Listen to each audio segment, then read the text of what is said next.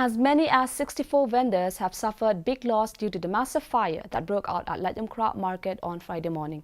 East Shillong legislator Amprin Lingdaw informed that the damage caused by the fire was up to Rs 1.90 crore. Talking to reporters, Lingdaw said they are finding space for these vendors at the earliest. The East Shillong legislator also said that the actual cause of the fire is yet to be ascertained.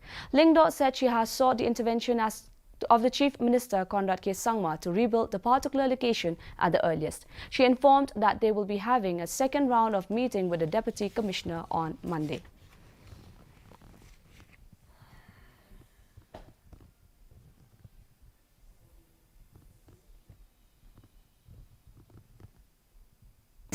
Vendors would mean finding a space for them at the earliest as to which would be the most ideal location to locate these people.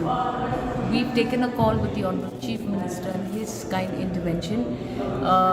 We would likely now try to rebuild this particular location at the earliest with minimum costs.